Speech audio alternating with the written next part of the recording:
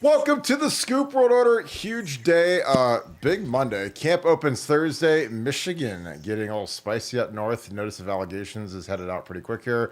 What does it all mean? A huge day, one of the best days ever in Scoop history today. Huge new sponsor. And this Thursday, you guys better tune in, 7 p.m. I am interviewing Troy Smith and Jim Tressel at the same time. So we're going to talk any questions you guys have, super chats, get them lined up. I don't think there's ever been an interview between the two of them, so that'll be a Buckeye Scoop exclusive this Thursday, 7 p.m. Troy Smith has a huge golf tournament coming up. Troy's tournament, if you guys are interested, there are still sponsorships and foursomes available. It'll be fantastic. A lot of big-time guys coming in. A lot of his Heisman buddies are coming in. Check it out, Troy's tournament. So obviously we're going to be plugging that. And we're going to be talking to Coach Truss, asking him a few questions. So it'll be an awesome show. Scoop World Order this Thursday, 7 p.m., Jim Tressel, Troy Smith will be joining me. So get excited, Scoop. There's a reason why we're number one. It's because we have the best fans in the entire land. And again, we couldn't do this without you guys. This is an absolute huge show because you guys make it one. So thank you. We've never had, it's almost speechless with the month we had in July. We broke every one of our records, impressions, downloads across the board. It was absolutely crazy. So thank you for that. Again, for all of the support. Just absolutely bonkers. You guys spreading the word of mouth. The Scoop family is real. It is strong. It is powerful, and it is excellent. So we thank you guys for all that you guys did. This has been a huge month, and we're getting into the season now, so it's going to get really scary in terms of what we're going to be putting out. We got a new show coming with Brandon Moses and Funky Buckeye. That'll be on Sunday nights leading into our show. So yeah, this is going to be a great time to be a member of the Scoop family and BuckeyeScoop.com. If you guys are not members of BuckeyeScoop.com, now is the time. Camp opens Thursday. It's going to be an absolute bonkers year, maybe the most talented team in school history. So if you want the inside information, BuckeyeScoop.com is your home base for all of the latest intel of what's going on inside the Woody Hayes, because we are sourced up and they get it first, as always. If you guys love this show, the show's about an hour a day. Buckeye Scoop is the other 23 hours a day. It's absolutely fantastic. If you enjoy this content, please leave us a like. Click subscribe. Also, click that little alert bell. Again, thank you guys for an incredible July. Couldn't have done it without you guys. We're just mind boggled. And we're going to get into the Michigan stuff right now. So shout out where you guys are watching from. Shout out who you guys are watching with. And thank you, Scoop family. You guys are incredible. What an incredible July we had. That being said, I'm going to bring in my good friend Nevadabuck. And I didn't even bring up that we've got the Buckeye Scoop golf outing tomorrow. Youngstown Country Club, hosted by David Pinterick. A lot of these Scoop members are up having dinner with David right now. I had to run back home today and get the show because it's hard for us to miss. I mean, after the numbers we put up in July and how spectacular they were, we don't want to let you guys down. So we try to go every night if possible, unless something crazy happens. So again, we appreciate you guys. Nevada, any thoughts on that? And we will dig into some Michigan stuff. Yeah, no, I mean, the golf tournament tomorrow is going to be unbelievable. A lot of people out here for it. That is a great event. Thank you, David Pinterick, for hosting. Just another thing that makes the Scoop family, so special is having guys like David. So I really wanted to call that out. You mentioned the Funky Buckeye B Moses podcast coming up on Sunday night at 6 p.m. Eastern. That's going to be off the hook. I think they're both going to be uncensored and ready to go. They're fired up and ready to have their own podcast, so that's going to be some fun. But Michigan's having some fun today. Today they released the kind of the background information that had gone into the NCAA's findings on what we'll graciously refer to as Cheeseburger Gate. And if you got it in the NCAA, it's actually, the stuff's online. It's all the details about it. It was way more than a cheeseburger. It was a series of impermissible contacts, lying to the NCAA, lack of candor, lack of monitoring, lack of control, and they recommended level 1 sanctions for Jim Harbaugh for lying to the NCAA. And it just, when you read that stuff, it was kind of chilling. Because that's the little one, that's the nothing, that's the recruiting during the COVID stuff, and that one read like a horror novel. And the information that we have on the second one is that is getting ready to drop, And one of the big features of it's going to be a multi-year postseason ban for Michigan, which is something we've been talking about for a while, and got that firmed up today. Multi-year postseason ban for Michigan, and that's going to be tough for them to swallow. So no, so now I'm going to predict the future. So now what the Michigan fans will say is, "Oh, that's nothing. A multi-year ban's nothing. We've got our national title. It's nothing," because they're in full cope mode right now. You've got Ballas out there, and that guy is the worst. I mean, he is the worst insider, trying to carry the water for Michigan, trying to prepare the faithful, letting them know that a postseason ban's not that big of a deal. They still have they still have their memories of the national championship, and I'm hearing it's a cornucopia of punishments, scholarship reductions, vacated wins, um, show causes for those people involved, and like I said, to me, the big feature is the postseason ban. Postseason bans to me is that is the most draconian punishment that a school can get, short of the death penalty. And the death penalty will never be, garnered out, in my lifetime, I don't believe. But a multi-year postseason ban with vacated wins going backwards, bad days ahead for Michigan football. And because Cheeseburger Gate's not significant, but it is significant because it laid the foundation for a repeat offender status and a lack of institutional control situation that they got into. So while Cheeseburger Gate wasn't that big of a deal, when you have level 1 violations and you have lack of candor and lack of cooperation with NCAA, and then you throw another level 1 violation on top of it, it's bad. It's bad, and just prepare for now. You'll start to see a leak of information. It's kind of how the media works now. You see it on other larger scale issues in this country. You'll see the media just all kind of get behind a narrative and just start putting stuff out. That's what the Michigan guys will start putting out. What their next step is going to be. Anything short of the national champion going is nothing, and they're just laughing and celebrating. But inside, they're gutted, because it's really the beginning of the end. And the beginning of the end started today. And so dark days ahead for Michigan football. Sucks for them. Yeah, and again, people can say, "Oh, bowl ban." I'm like, go ask these recruits. All these recruits that are all playing this new video game.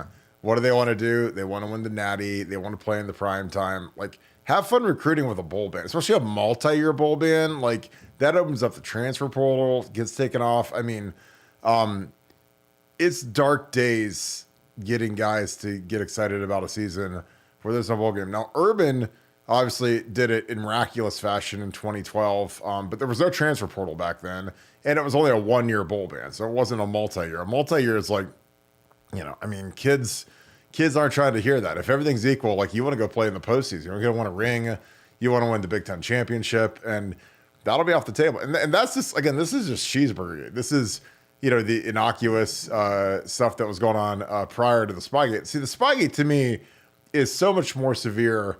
Again, you watch the Big Ten media days, like, you didn't see a single coach say, and I'd like to congratulate Michigan on winning the Big Ten or winning the national championship for the Big Ten, or you didn't see anything where there's a lot of bad blood in the Big Ten towards Michigan. And again, there were these calls with Tony Petitti that he detailed where he talked to the athletic directors, talked to coaches that were in the conference. Like, this isn't something that these guys are going to take lightly, because again, when you cheat and it costs people their livelihoods, it's a whole different ball of wax. Like, that's what, cheating in recruiting is bad. Obviously, it happens all the time.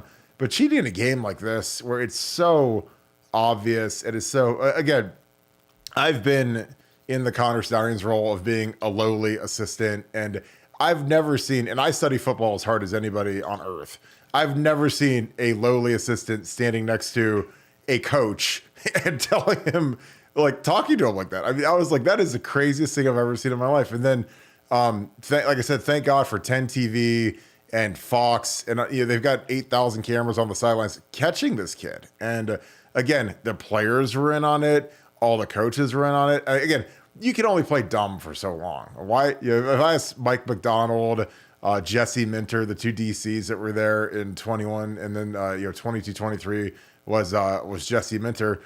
I'd be like, what is this kid saying to you? Why is everybody pointing to the sky?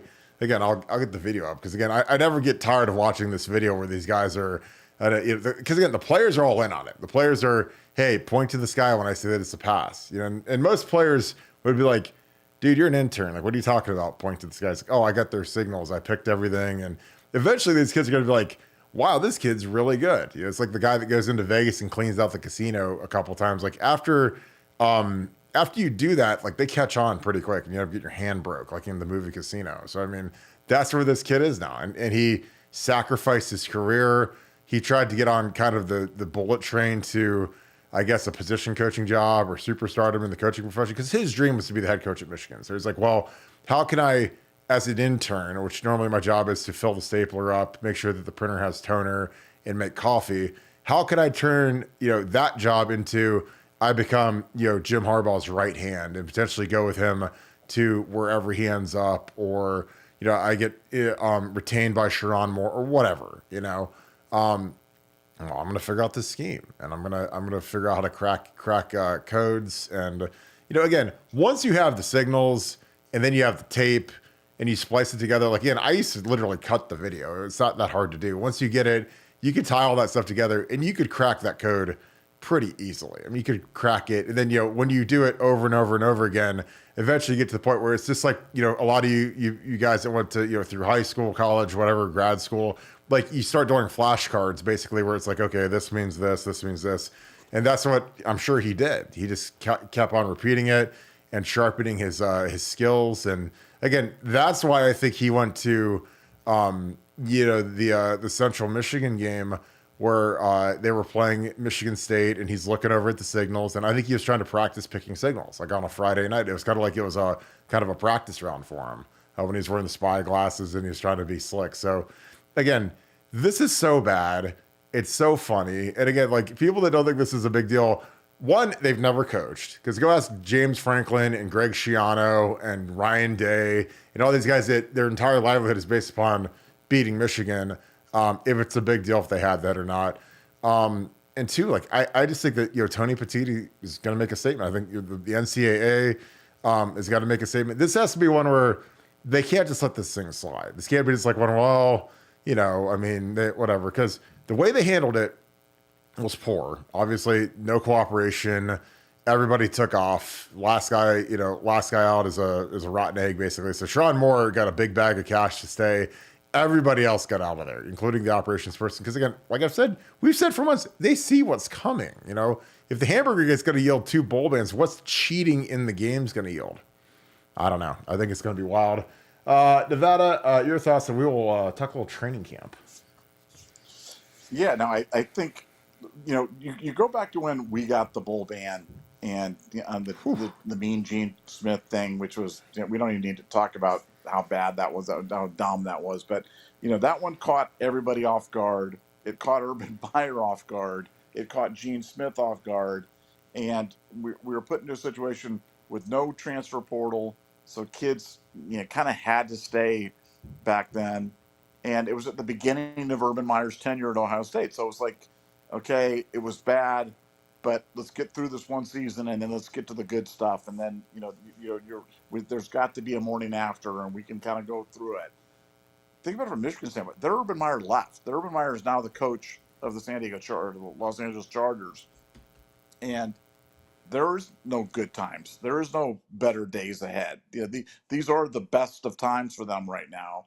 And, so a multi-year bowl ban for them is just devastating. I mean, absolutely at every level, from a fan base interest. And I think it's already been kind of seeping in. And that's why, they can't sell national championship gear.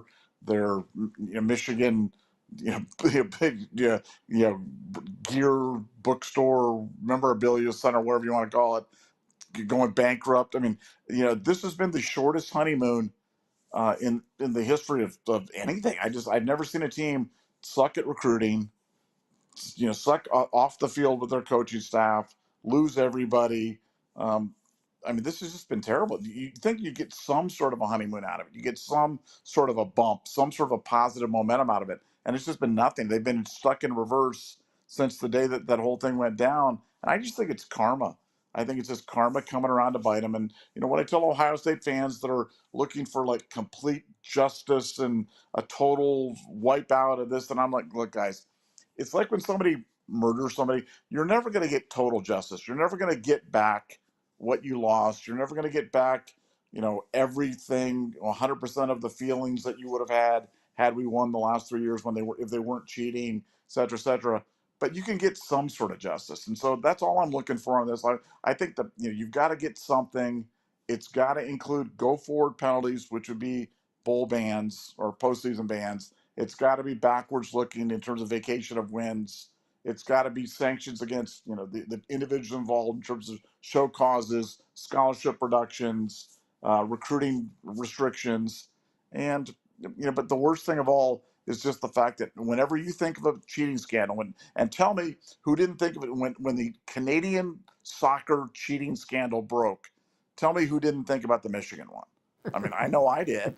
I mean, they're going to be forever linked with every cheating scandal that there ever is on the field, and everybody knows that. So you saw Canada just got disgraced. The coach got fired. I mean, they got everything that you could possibly get in a sport where I'm not even sure what anybody would see from watching a drone over a soccer practice. Maybe set pieces or something, or maybe where the goalie drinks his water or something. But that's such a dynamic game. I'm not sure what you would get out of that, as opposed to football, where you were literally stealing the signal, so you knew what the next play was going to be, and you did it over multiple years, and then you didn't cooperate, and then everybody just left and wouldn't talk to the NCAA and told people to destroy evidence. I mean, and you're already on probation because you're a level 1 offender. So yeah, it's going to be bad for Michigan, and but they brought it on.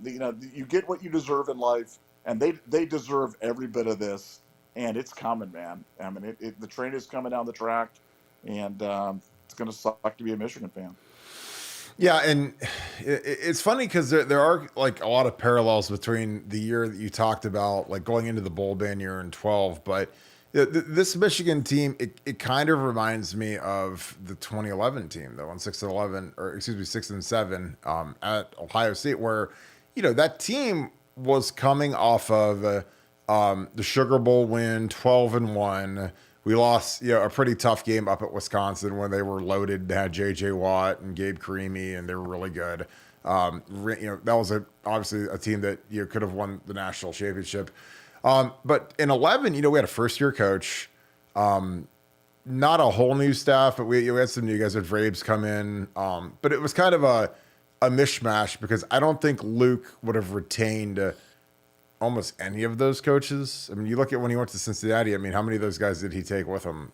I mean, none. So that was a mishmash. But we had talent, but it kind of reminds me of Michigan. Like, Michigan's got talented pieces, but I think that they're going to be in for a miserable year, just given with the schedule they have, with this looming sanctions, potential bowl ban in the middle of the season, new coach. And again, I think this is not a slight to Luke Fickell. I think Luke Fickell is one of the finest human beings I've ever been around. He is one of the greatest, one of the toughest player, probably the toughest player in Ohio State history, if not he's top 2, 3, 4-ish heavyweight champion.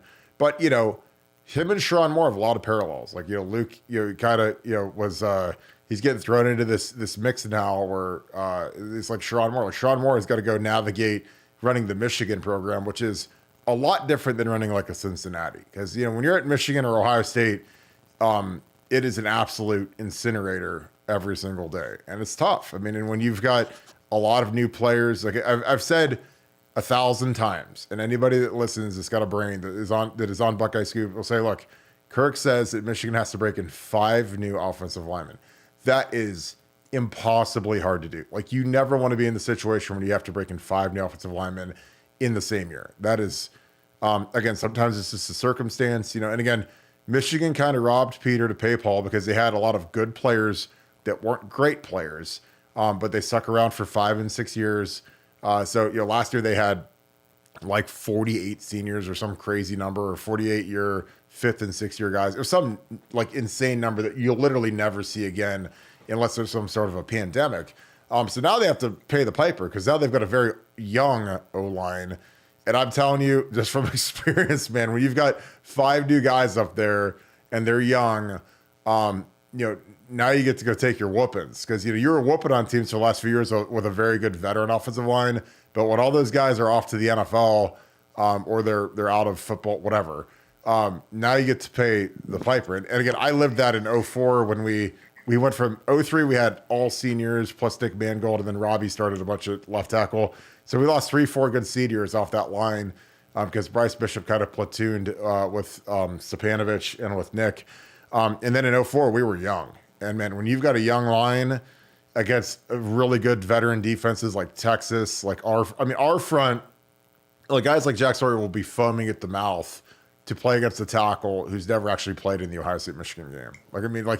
It's not the guys that we've seen that have been, good players, not great players. Those guys weren't great Michigan tackles. That wasn't Jake Long or Taylor Lewan or some of the guys, but they were good. The left tackle was all Big Ten. Okay, late round draft pick. But I'm talking like now Jack and JT get to go against guys that have never seen the Ohio State Michigan rivalry, and they're going to have, hellfire and brimstone coming after them with JT and Jack. So that'll be interesting, let alone Texas. Texas has some incredible pass rushers. So I think it's going to be a long year up there. And I'm really excited about what's going on. Nevada camp opens up Thursday, first day of practice, no pads on, but open to the fans. Because again, we love making that NIL money, baby. So we're selling tickets to practice. And of course, like, I don't feel bad because, I know that Buckeye Nation and Ohio State fans, like, they're just dying to see practice and see the players up close and stuff. But it's like, I wish that they could at least like charge them to come to a padded practice where they're actually going to run into each other instead of a non-padded practice where it's just kind of like, eh. But hey, I'm happy that we're fundraising however we can. But what are your thoughts? Because it's here, man. We start practice on Thursday. It's going to be crazy. What are your thoughts as we are into the season now? Well, yeah, I mean, look, it's more of an NFL model. I mean, you see that at all the NFL training camps. You have fans there. I mean, they have lots of fans, thousands of fans there, and they cheer them on. They almost become like little mini exhibition games. I think Ohio State will kind of adopt more and more of that kind of going forward. I think it'll be less, where they try to, engage in this great secrecy of what they're doing. And, I think they'll kind of embrace it because it is a necessary evil in the NIL era that, it's a good way to, to fundraise. It's a good way to kind of expand what you're doing. But now there's so much to be excited about on this team. And what I've been doing the last few days, I've been talking to agents. I've been talking to the agents, and I'm like, who do you see on this, OSU roster? Who are you liking? Who are you doing? We talked about Will Howard. Who I've got for multiple agents who are not his agent or not financially involved with him in any way, and they think he's going to be a high draft pick next year. They love everything about the guy. Another guy they love is Jimmy Simmons. Jimmy Simmons, they think he's a guy. They think he'll come out. They think he's a guy that's going to be. I'm not saying he's going to be a first round pick, but I think he'll be a first couple of rounds pick, and they love him. They think he's just a plus athlete. A guy that you could really excel in pass protection at the next level. And they think Ohio State's got just a potential superstar there, a guy that's as good as he wants to be. It's funny because we've got a couple of tackles there in Fryer and Jimmy Simmons that everybody else loves except for the OSU faithful. Man, the OSU faithful are so down on those guys, and I don't understand it because I think they're really good. I think Josh Fryer had an exceptional offseason. I think he was unbelievable from winter, through spring, all the way through summer. I mean, he's been unbelievable, building off an all Big Ten season last year. But the way that people talk, you think that he was like a bum or something. But I think the offensive line is going to be a huge source of surprise and wonder to a lot of Ohio State fans, and we all get to see it here pretty soon. Like you've cautioned about how we've got these split field things, so it's going to be a little bit of a cluster monkey there in the beginning when they're mixing and matching and doing stuff like that. But once they get it going, once they kind of dial that in, You figure out who that best five is. It Seth at center? Is it Carson at center? Is it Seth at right guard? Is it Carson at right guard? What are they going to do with that? I think this team's ready to roll, and I think every practice is going to be like unwrapping a present, and we get to watch it and see how it's going, and we'll be here to report on it. But yeah, 3 days away. This offseason's been the shortest offseason I can ever remember. Seems like last night was the Cotton Bowl, and we're already unwrapping the 2024 season. So let's go. Yeah, absolutely. And shout out to the chat. The chat is absolutely lit. The Taylor gang is in the building. Shout out to Andy Joe and the Taylor gang. She's been all over, touring all over the country. So it's great to see you guys back. I know you guys have been on the grind. And shout out to all of our regulars, Karis, Beth, all you guys. Appreciate you guys so much.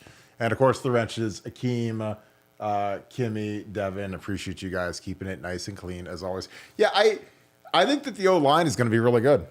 I honestly, and this will be funny, Nevada, probably the most experienced line in the Big Ten. It is. I mean, we have all of our starters. We lost Matt Jones, but we plug in Seth McLaughlin. So we have a crew where they all started at least 12 games last year, at least. So, I mean, that puts you ahead of 98% of the people in the big leagues. And a lot of these guys, like I said, Josh Simmons, multi-year starter. If San Diego State stuff, it kind of counts, but it's something. But you watch that kid on tape, man, and he can move. He can float. And again, he's not Paris. Nobody's Paris, but I've seen way less talented guys than him go in the first round of the draft. I'm just saying, I love studying tackles, big time tackles. I watch all 22 film all day, and I watched his film and I was like, there's just a lot of little tiny things that if he cleans them up, he'll be like really, really good. Like I'm talking like lock in first round pick. But again, I think that people get just crazy obsessed with star rankings. And he wasn't a 5-star. We didn't beat Georgia on him. Got him from San Diego State, whatever. Started off, had a bunch of penalties, 2 years ago, had a couple last year, but you watch that kid move, man, and like he's a FUA, he's FUA, foot up a-hole, which, again, that's what I always call these guys. If Justin Fry and Drevno and Chip Kelly and Mickey Marotti do that, and they just put their foot on his throat, he could be an easy first round pick, in my opinion. But again, he's got to get that motor going hot, but he's got all the ability in the world. He's a freak of nature. Again, all you have to do is listen to Jack Sawyer and JT Tuimoloau ask him, like, hey, how is he? Dude, he can fly. And again, you got to remember, Jack as a young pup came up going against Paris and DeWand. So he went against, two of the best tackles in school history. Definitely two of the best pass blockers in school history. Because, like, you go from one of the best athletes we've ever had in Paris Johnson to the biggest player we've ever had in DeWand. Two guys that started as rookies in the NFL. And, when you're in the league and you're DeWand and you're a rookie, and you got to see Nick Bosa, TJ Watt, guys from there's no days off in the league, man. And DeWand did great against those guys. So, when Jack says that he's not quite at that tier, but I could easily see Josh Simmons going higher than DeWand did in the draft. DeWand was a mid-round guy, kind of botched the process of the combine, which again, he's kind of a guy that was a classic underachiever, should have been, an Outland Trophy candidate. And he was a guy he ended up making a couple All-American teams, first-team All-American teams, because he was so dominant. But that's the guy that should have won major awards, along with Paris. And again, they stepped in and they played like it when they were rookies in the NFL. So I'm excited. The only thing that I plead to our fan base is, please, when you guys go to church or temple or wherever you partake in worship, please light a candle that we don't have any injuries and knock on every piece of wood that you see, because that's the only thing I care about in training camp at this point. It's not, oh my God, did we get a little bit better? Do this? It's just like, no, just stay up. Don't get hurt. Don't have anybody get their ankles rolled up, because that's really the only goal for this camp is, get the guys sharpened up. Because I feel like the guys, from the people I talk to, as much as these guys work out on timing and everything, the defensive line will be ahead of the offensive line, because that's how it is in every training camp since the beginning of time. It doesn't matter if it's the NFL, if it's high school, if it's Ohio State. The D-line is always ahead of the O-line because it takes a little bit of time to get your timing back on pass protection. It takes less timing for the defensive linemen to get their pass rush timing. This is how it's always been, since I've been a player, a coach, whatever. So, I'm going to predict it now. I got my little envelope on my head. Fans are going to come out and say, ooh, boy, that line doesn't look good. ooh boy, I saw Jack Sawyer beat one of the Armstrong twins at tackle because they're doing the split field stuff. I'll be like, guys, like, can we please wait till we have the first team O line versus the first team D line, and then we'll make some judgments. And again, even still, let's wait till we have like real scrimmage periods where there's actually some deception in what they're doing. Because sometimes you'll go into a period and it's like, okay, this is third and long passing period. So like advantage defense, or this is goal line, from the 1 yard period, advantage offense. You got to get 1 yard to win. Like that's usually pretty easy to do. So it'll be fascinating. I can't wait for the knee-jerk reactions. And again, I love predicting them because when you guys are reading the over-the-top reactions to this or that or the other, you'll be like, man, I remember when Kirk said that line wasn't going to look good when they're all split up and there's no chemistry and they've got a fourth-string freshman left tackle going against JT Tuimoloau, and man, that didn't really look good, did it? It's like, well, yeah. And again, I get why Ryan Day does it. I get why Justin Fry, Chip Kelly, because they want all these guys to get a big spread of reps on tape because, again, they grade every single rep you take. So they want all these kids to get 30, 40 team reps during each practice because, you have to remember, they have to do stupid stuff like this, like the split field stuff, because they've banned two-a-days. So you don't get a second practice anymore. Back in the day, like we never did this because we always had a second practice in the afternoon. So you could get the same number of reps, but it was just over two practices. So now they have to do this hyper speed version of a practice where they're like, you guys go over there, you guys go over there. Okay, we'll watch here. And again, I think it's good because they're trying to do the right thing. They're trying to get reps on tape and they're trying to see if anybody pops or sparks on the film when they're watching it in the staff room. But at the same token, it's like, when guys can't build cohesion and chemistry next to each other on the offensive line, it's detrimental. And I thought it hurt us last year, especially early in the season, because these guys, a lot of these guys, they were first-time starters. They were moving guys all over the place. They're having Josh Simmons play left and right tackle, which I thought was completely idiotic. They had Josh Fryer starting at left tackle, then they moved him to right tackle. Again, idiotic. Because again, none of these guys are good enough to just play all over the place. Like they got to get really good at one spot. If you're the starter, if you're Josh Simmons, he has to take every single rep as first team left tackle. Josh Fryer, every single rep at first team right tackle, and then figure out who your right guard is and rotate. Carson Hinsman, Luke Montgomery, Tigra, rotate them all in at right guard and figure out who's got the best chemistry with Josh Fryer and Seth McLaughlin at center. And away you go. And I'm sure that they've talked at nauseam as Carson will be playing second team center as well, because if Seth McLaughlin sprains an ankle, like Carson's a cinch to be the center. So he still has to keep that, keep his snapping sharp, keep making the calls. Don't forget, because again, there are new elements to this offense with Chip Kelly coming in. It's not just a stagnant carryover from last year. So it's going to be really interesting to see what's going on. And again, I can't wait because, like I said, this team's loaded, and there's like 4 or 5 spots that they got to figure out. But the rest of it is everybody get sharpened up and get ready to run through Akron. So we got some super chats. Nevada, any thoughts before we dig into these super chats? No, so much to be revealed this fall, and so many guys competing for it, and they, we're deep, and those guys that are backups are no joke either, so don't sleep on them. But yeah, lots of football ahead of us.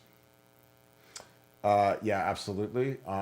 Again, this Sunday, 6 p.m., the debut of Brandon Moses. It's going to be Football Talk with Brandon Moses, a new contributor on Buckeye Scoop. Super excited. Along with Funky Buck, there are 2 of our young rising superstars. They're all over the message board. They're starting a podcast. We'll be rolling through with them as well. So it's going to be incredible. I'm so excited about those guys, and I think they're going to do a fantastic job. So get ready, guys, because the Scoop has never been stronger, and we are geared up for the season like you wouldn't believe. Dave Mathis, thank you for being an ultra member. Thank you for the 10. My friend, a 2-year ban to swipe 3 Big Ten titles and a chip. Honestly, that's a pretty sweet deal. Hopefully, there's much more to the hammer than this, because this is a slap on the wrist like I feared Saturday. Nevada, I'll let you take that because I believe that is just for Cheeseburger Gate, correct? No, it's not the whole thing. That Cheeseburger Gate's all part. You got to remember, this is all part and parcel of the whole thing. They're not going to get longer than 2. They're not going to get a 5-year postseason ban. When people say this stuff, I'm like, look, we have to be realistic about what the potential punishment's going to be. Cheeseburger Gate and this are all lumped together because of the repeat offender. So is Cheeseburger Gate part of this? Yes, but the you don't get a bowl ban or a postseason ban, a multi-year one for recruiting violations. That's where the advanced scouting, that's where the lack of cooperation, that's where the lack of institutional control comes in. So for Michigan, I don't know what to tell people about what I said on the board today was, you know, people are just going to have to get used to the fact that they have those wins, and whether they're vacated or not, for Michigan fans, they'll say they happened. Just like I remember the bowl game against Arkansas, and for Ohio State fans, they'll claim that they never happened. But I think a multiple year bowl ban, a show cause for the individuals involved, vacated wins, and Scott directed. If you're calling that a slap on the wrist, I don't know. I'm not even sure how to respond, because I could not disagree, more strenuously. I think it's a severe punishment, and it's fitting the crime, and nobody's ever said it's going to be equitable. Nobody's ever saying that they're going to get, complete satisfaction for what happened. I mean, what? So that Tony Petitti strips them of the Big Ten title? Who cares? I mean, I could not care less whether or not they claim or walk around. I mean, we claim the 1970 national championship, and it's up on our Ring of Honor. And I have to look at that every time, and I'm like, wow, we won the national championship in 1970. Like the 1971 Rose Bowl against Penn State, or excuse me, against Stanford, and Plunkett and Bataha never happened. And you can put down anything you want. So I don't care. What I care about is that how can this hurt Michigan the most? And go forward penalties is what's going to hurt them the most, not going backwards. It's all about go forward. That's my view. Now, people can have a different view, but to say that this is nothing, I couldn't disagree more. I think this is it's a huge something. I was willing to wager people that this is what it would be like in line with, and I think it's an incredibly severe punishment, and I think I think this is going to set Michigan back at least a decade at minimum. Yeah, I agree. I mean, kids don't want to go somewhere where they're not going to play in the postseason. I'm just telling you, like, breaking news. Like, we lived that, and that was a fist fight, getting those kids in there. In 2011, when Urban showed up and are trying to close that class out, get Taylor Decker, Noah Spence, like, that was the big thing, man. Is like, is this it? Is this the end of it? No bowl game next year. I want to play in the national championship. And again, it did potentially cost us the national championship, because I think we could have beat Notre Dame in 2012, because they played Bama, and Bama beat the tar out of them. So, it was a substantial error in judgment by Gene Smith to not enact a bowl ban. Was the dumbest thing maybe in Ohio State history, because we literally, nobody wanted to play in that game. Coaches don't want to play in it. Players, the seniors don't want to play in it. And we went down and had 2 6-6 teams play against each other in a game that was basically rigged for us to lose, because we're in SEC territory. We're in Jacksonville, and like, we're playing the Gators. Like, we got jobbed on like every call. And again, I don't care. It's not like I'm like, oh my God, I'm heartbroken because we lost some stupid game. But that game was just a game that we never should have been in. The players, you have to understand, if you want awkward in life, I lived it. That month of December, we had, 7 of the coaches that were on that staff were fired. They knew they were not coming back. So, before we left to go load up the bus to go to the airport for that game, the day before, all of the coaches were cleaning their desks out. So, like Jim Bowman and Jim Haycock, like these guys that had been there for 10 years, guys that were there on Trust's first staff in 2001, are literally emptying their stuff out. Like, I'm like helping Jim Bowman wheel his stuff out to the dumpster that he doesn't need anymore. And I mean, it was a weird time. So then we got to fly down there, wear the Ohio State gear one last time. Urban Meyer was in the building all of December, watching us practice, with Mark Pantoni and Voltley. And again, it's his right. It's his team. So he's trying to evaluate the players. And again, I get it.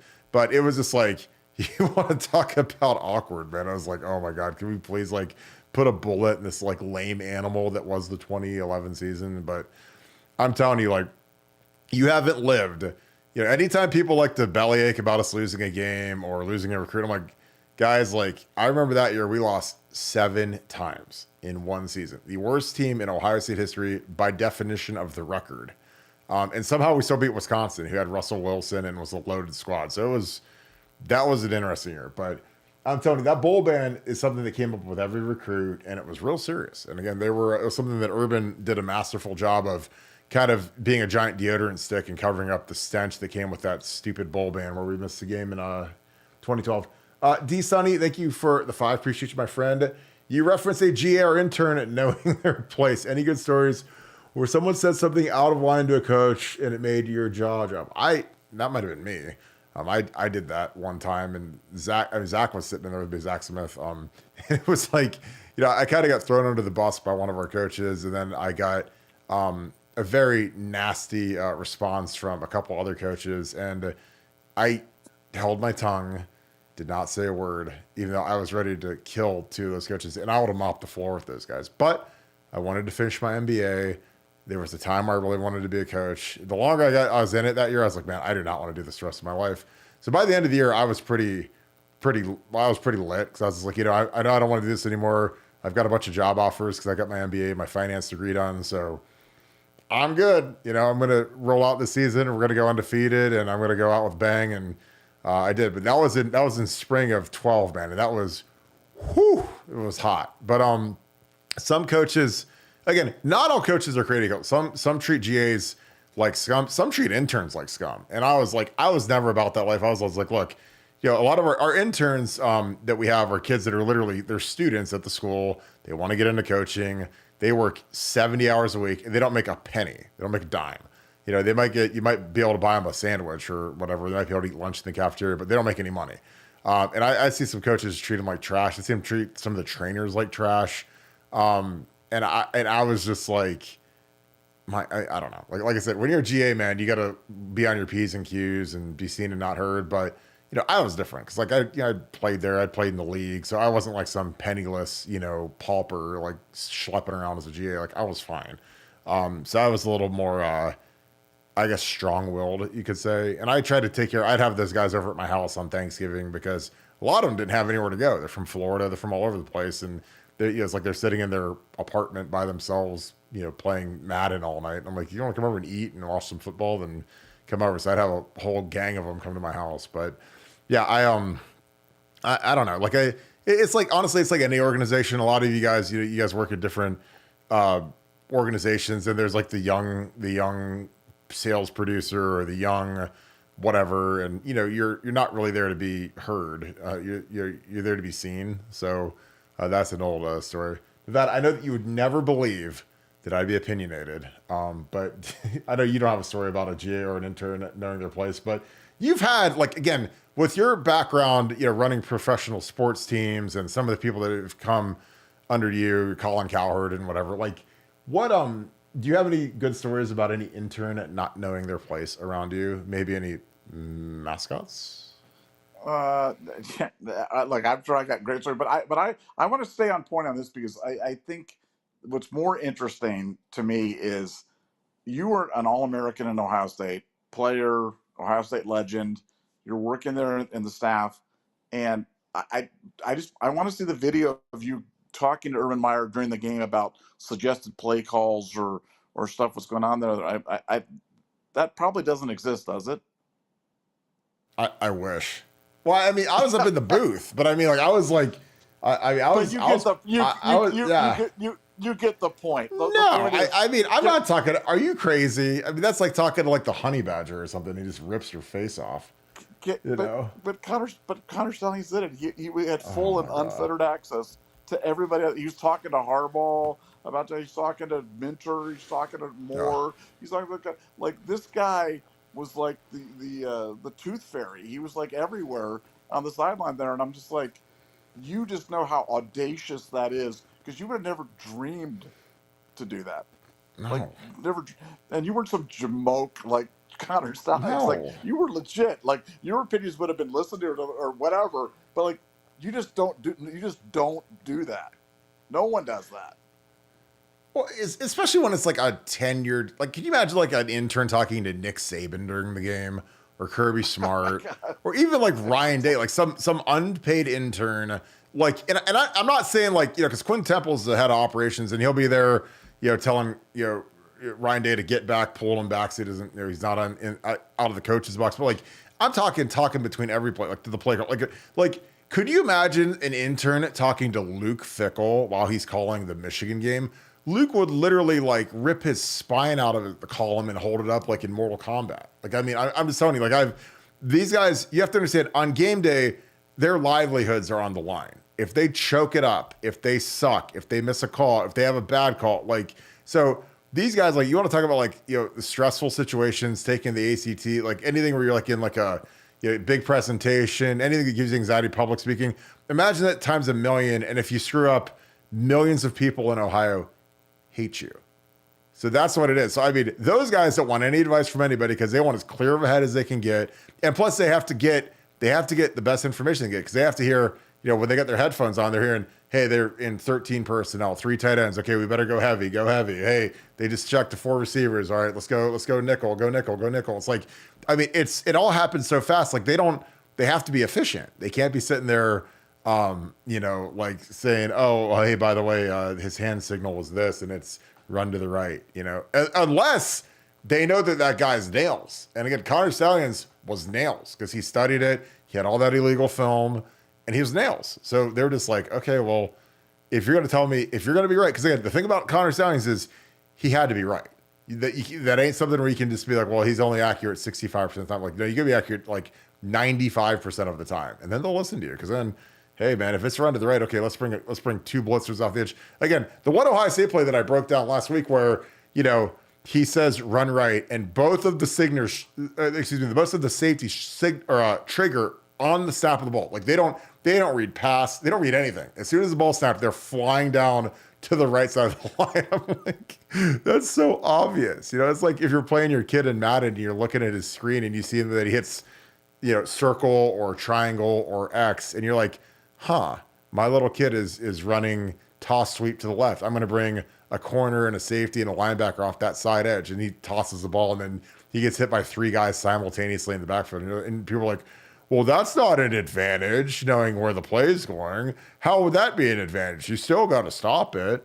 Again, like, tell me that you're an absolute moron without telling me you're not an absolute moron. You still got to stop it. Okay, sure. Let me bring 3 guys off the edge where you're running a toss sweep or you're running a jet sweep or whatever. It's like, I can't. People are so dumb. Great question, but Kirk, let me just ask you one last follow-up question on that. How much would you, I mean, and I'm being serious, like, how much would you have to, like, practice that in terms of, like getting the thing, because like you said, it's a crazy train there on the sideline, and the defensive coordinator is getting so many inputs. I mean, they must have really worked at that in terms of knowing, when Stalions was going to say his thing, how he was going to communicate it to him, how Minter was going to take it and then communicate it to the field. I mean, that didn't just happen overnight. That wasn't just like ginned up one day, over, Chipotle. They had to really work on that, wouldn't you think? Yeah, absolutely. Yeah, I mean, you have to. You can't just go into a game, hey, let's just try this out. It's like, no, it's like, prove that you're good at it, and then let's go. See how it goes. I mean, that's the thing that's like, is stunning about it, because that was something they worked on in practice. That was something that, again, when Conor Stalions when he went and watched it at Michigan State, man, I'm telling you, he was practicing. He was like, okay, let me see if I can get the signals. Let me see if I can get it. Like, again, it's a live rep, and he thought he's going to be slick, which, again, between like the tickets being transferred and the electronic paper trail and the SEC saying, hey, by the way, he bought tickets to the SEC title game in the same little lower section where he was for all these other games. Like, it's just so impossibly bad. I mean, it's just bad. I mean, like, again, you didn't need like some 007 like forensics team to find this. It's like, oh, what's his Ticketmaster login? Hey, Ticketmaster, can we see like all the transactions from this guy's credit card? Oh, wow, he got all these games. Oh, wow, they're all right in the same section, lower section, right across from the sideline, where you can use your little iPhone and zoom in and sit there and say, oh, look at the little signaler. End the video every time, get a 30-second clip every time, send it on a drive, send it to iCloud, send it to Conor Stalions, say, here's play 1 through 87 or whatever, and kaboom. easy peasy. So again, it's too good to be true. And I mean, his documentary is going to be absolutely hilarious. Dave Mathis, thank you for the 5. Thanks for being an ultra member as well. Kurt, after all is said and done, we need a scoop shirt that has a recipe for a nothing burger between the bun. We need all the infractions that they did. I don't know if I have enough ink for all the infractions that they did. So yeah, it's gonna be interesting. I don't think that a bowl ban is a nothing burger. I really don't. I don't think a loss of scholarships is a nothing burger. That's just my opinion. Nevada, any thoughts? No, look. It's going to be it's going to be everything short of the death. So imagine whatever penalties, 10-year show causes, vacated wins, scholarship reductions, recruiting restrictions, financial penalties, postseason ban. That's not a nothing burger. The only persons that can be saying nothing burger are people that are trying to deflect, the Michigan fans that are trying to convince you that this is nothing. Oh yeah, you thought it was. Oh, that's what all it was. Oh well, it's totally worth it. Yeah, it's totally worth it. Give me the fact that my Michigan fandom is over. That will never be relevant again on a national. Yeah, it was totally worth it. Yeah, right. Um, I like it's I'm definitely not buying it. I know they're not buying it, and that's what makes the thing so great. It's the denial and just watching them try to kind of prepare the fan base for the inevitable right now is kind of funny. But yeah, it was predictable. We said this was how it's going to happen, and it's kind of happening right before our eyes. So it's kind of fun. Yeah, it really is. Nicholas Smith, thanks for the 5. Did you guys see 11 Warriors writing that vacated wins aren't expected? I did not see that. Did you see that, Nevada? I don't read those guys. Well, first of all, there's never been postseason bans without vacated wins ever. So, no, I look, I how would I'll ask them if they want to bet.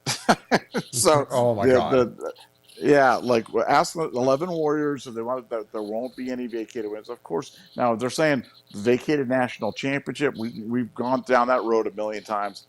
No clue. That's third party dependent. That's a lot of things have to kind of go. It's like the forfeiture of the Big Ten title. I don't know if they're going to forfeit the Big Ten title, but they're going to vacate wins. They were cheating. I mean, they were cheating.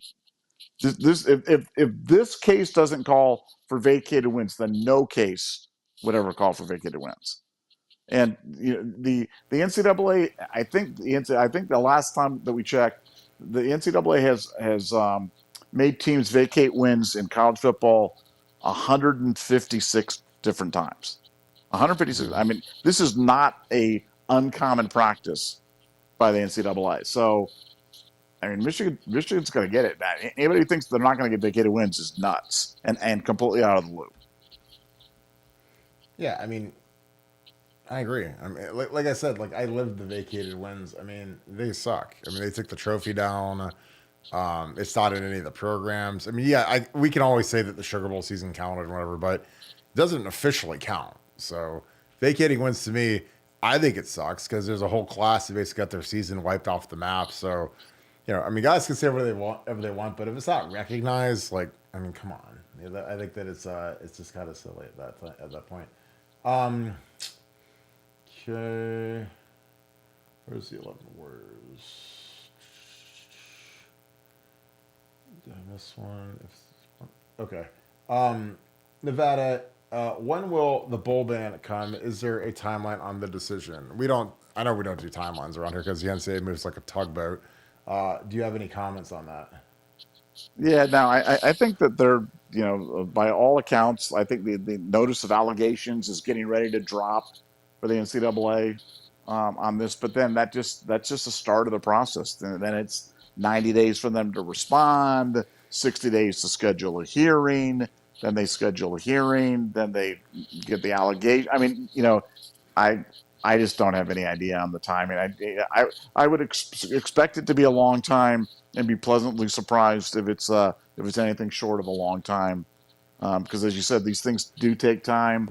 But the good news about it is when the NCAA generally gets done, they're pretty thorough about it, and it's going to be a great read and certainly worth the wait.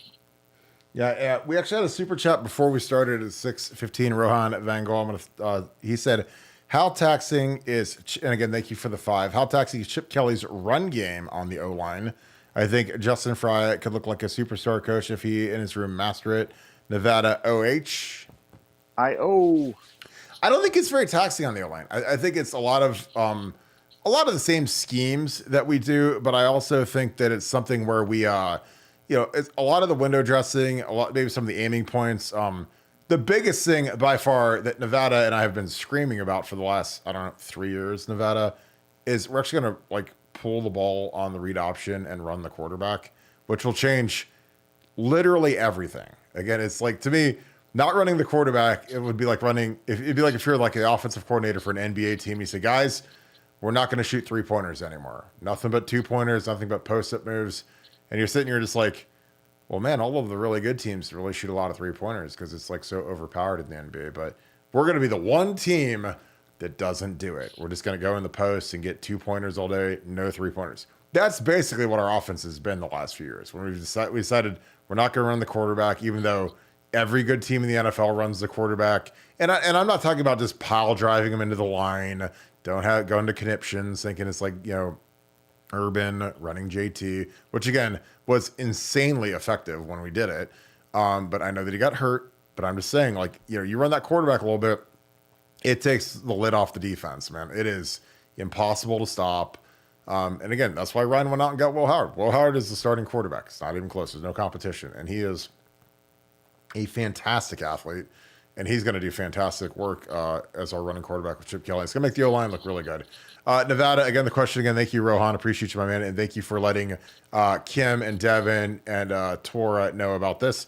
He says, how taxing is Chip Kelly's run game on the O-line? I think Justin Fry could look like a superstar coach if he in his room master it. Nevada OH. I think Justin Fry is going to be the biggest benefactor of the Chip Kelly offense. I mean, this offensive line now is going to be put in a position where you're not running into mass fronts. You're providing constraints. You're providing deception. The ball is going to be extremely hard to find. Defenses cannot tee off and run downhill to the point of attack when they know where the ball is coming. Because you do that, you're going to get it. If you do that against Chip Kelly, you're going to get abused because he is a master at running the same play and presenting it 5-6 different ways with 5 or 6 different outcomes and options, all giving you the same look. And there's nobody better in the game at that than Chip Kelly. And we weren't very good at that game under Ryan Day. Our passing game concepts were top notch. Took us back to no one, but our running game concepts were really relatively simplistic. And I think I know that that's all changed. And so for the offensive line, if you can get those defensive linemen taking a half step the wrong way, or have a momentary indecision, or have those linebackers not just automatically just queuing and just killing you at the point of attack and getting across your face, Chip's going to take advantage of that aggression by the defenses, use it against them to our benefit, and Justin Fry and the offensive line are definitely going to look better as a result, and so they can Justin can send a nice big fruit cake to Chip Kelly as a thank you. But yeah, he's going to look like a superstar by the end of the year. Agree. Larry Daniels, thank you for being an Ultra member. If Friday was born on 3rd, Harbaugh stole 2nd and 3rd and was caught stealing home. I like that. Nevada OH. No, Jim Harbaugh and his guys were they were the Astros where they're banging on the trash cans when it's a breaking ball or a fastball or whatever. You remember that? They did the sign stealing thing in the World Series. Like, that's the same thing. Like, you saw the Astros got smoked for doing that. I mean, because again, Nevada, does it matter if you're a very high level baseball player, if you know if it's a fastball or a breaking ball? Would that matter at all? Or is it like, oh no, you just got to still go hit it? Yeah, that would help you 3%. Be like a 3% edge or something like that. 3%. If you're a world class hitter and you know that it's a fastball, like there's no way that would ever help, But yeah, that's what they did. They stole the signs. But I mean, like fans still. I mean, they are tainted by that forever. I mean, like fans still do not forgive them for that. They're known as the cheaters. I mean, that's what's going to kind of tail. And they can say, well, it was worth it because they won their World Series and everything like that. But look, they didn't take that away from them, but they fined them. They disgraced them. And, with this one, with Michigan, it's going to be even worse because, it's not like the Astros got go forward punishment, not like they got banned from, because of the nature of the sport and the nature of the punishments. There aren't go forward punishments for Major League Baseball, but there are in college football. And so, I mean, as bad as it was for the Astros and as bad as, people boo them to this day and will always probably look at them as the cheating organization, Michigan gets that and gets the go forward penalties. So, I think the Michigan stuff is going to be exponentially worse than what happened to the Astros. Well, I don't think you ever skate on that stuff. Like once it's tied to you, it's kind of like like Pete Rose, like gambling. Like I mean, fair or unfair, like that's when you do something that's that nefarious and you get smacked for it. Like you're always known for that, and there's people always going to bring it up. And it's always going to be an issue, and the only people that are going to like exonerate them are Michigan people. Like that's it. It's kind of like the Paterno case in Penn State. Like that will mar their program until literally the end of time, in my opinion, just because it was so heinous and it was such a big deal. So that's what this Michigan thing is going to be. It's not obviously it's not nearly as bad as what Jerry Sandusky did, but when there's a huge scandal like SMU football or the Black Sox or whatever, like people don't forget that stuff. I mean, it lives on for eternity. And Michigan with the Fab Five, like if they took down all their banners, for cheating and improper benefits and whatever. So that's it's part of it. You cheat and you get caught, you got to pay the piper, and they're about to pay the piper pretty huge. SC Buckeye, thank you for the deuce. Thank you for being Ultra member as well. Any word on the federal crimes, Nevada OH? I O I sort of I O Fet I O delayed I O delayed I O federal crimes Nevada, is that the child porn thing, or I get lost trying to track all their crimes at this point. Yeah, that's the sex crimes against minors. That's the Weiss stuff. I honestly don't have any new information on that one. I just don't. Well, on this show, we'll tell you when we have it, and we'll tell you when we don't. We're not just going to make stuff up to kind of. We say we don't have. I do not have an update on that one, which is weird because we've talked about this before. And that guy was a high flyer, and all of a sudden he's gone, and it's like he's gone into witness protection. Like nobody's like heard from that guy again. Because I mean, it just shows you how bad that thing was. Like he hasn't surfaced anywhere as a assistant coach or as a quality control assistant, or like he's just like gonzo. And you're talking about a guy that was he was the quarterback coach, right? Was he the quarterback coach or was he the OC? Or I mean, he was accountable coach at Michigan, and now he's literally gone, like he's been erased. And no, I do not have any update on that, but that is going to be when that whole thing kind of gets unwound. That's going to add another dimension to that because we haven't even discussed that one lately because we don't have anything on it. But once that breaks, that's just the thing's going to keep getting juicier and juicier. Yeah, I totally agree. Best day ever 474. Thanks for the deuce. Will Ohio State travel 5 quarterbacks this year? I don't think there's any way. Again, it's going to be interesting to see how Ryan Day manages it. Really, it comes down to Julian Saint and Aaron Nolan, the 2 true freshmen. Again, Ryan famously didn't travel Quinn Ewers, which I thought was moronic, and he traveled a walk-on instead, which again, Ryan can do what he wants to do. Maybe he's trying to make a point, be a big boss, but I'm not leaving behind the number 1 player in the country for a walk-on who ended up transferring anyways. And I wouldn't leave Julian Saint behind. I'll tell you what, I'm not leaving him behind. But again, is that going to hurt Aaron Nolan's film? Again, when I got to Ohio State as a true freshman in 2003, I had no idea that there was a travel squad. I thought everybody went to every game, like on the video game. And like when you're playing the video game, like you can play the 5th string right guard or the 12th cornerback or whatever.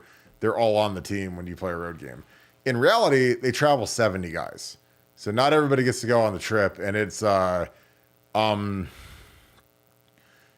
it's interesting because, when you get kids from out of state, kids from Florida, even kids from Cleveland, like kids get homesick. Like if you want to feel like a bum and a scrub, when you're redshirted and the team leaves and travels and the game kicks off on a Saturday, and literally people are like, "Aren't you on the team? Like, aren't you supposed to be there?" And you're in the dorms. You're just like, "I didn't travel. I'm redshirting." Like it just shows like what you're really worth to the team when they don't even bring you. So that hurts kids' feelings. And again, I think I'm not alone. I'm sure there's plenty of freshmen that think, "Oh, I traveled every game," because that's where you're going to start to see, especially, you start seeing these classes get broken up, because right now, all of the freshmen are like, "Yeah, we're the freshmen and we're all together and we're going to do all this great stuff." And then all of a sudden, half the kids will travel to the first game. Half of them won't, and it's not really as big of a deal until you go on the road. But, the first game, like, some guys will be staying in the hotel. And again, I believe it's not at the Blackwell anymore. I think that they moved him off campus because Ryan wanted to get him away from some of the distractions. So, but there's going to be guys that aren't at the hotel, and they're going to be like, "Well, what about me? Do I get to go to the team meal in the hotel?" And they'll be like, "Nope. See you on Saturday." And you can just show up to the stadium, and you don't do the skull session walk or any of that stuff. Because like for me, like if I wasn't traveling, like there's some guys who will still put a suit and tie on and go do the skull session walk. I was like, well, I'm not playing and I'm not traveling. Like, I'm not going to put on a suit and walk over to the stupid hotel and walk through the skull session, because I'm like, I'd rather just wear my flip flops and my athletic shorts and just go to the stadium and get, just sit there and wait for everybody to show up. Because again, like if you're not playing, it's just kind of like, what's the point? But I don't think we're going to take 5 quarterbacks. And again, that's part of the thing you pay Ryan Day the big money for, is when you've got Aaron Nolan, you got Julian Sain, you got Lincoln Keenholz, because normally they'll travel 3, maybe 4, but you're not going to take 5, unless you're going to leave somebody home that could actually have a chance of playing, because you got to remember, you got to take 2 long snappers, 2 punters, 2 kickers. It's way different than the National Football League. The NFL, you got 53 guys and that's it.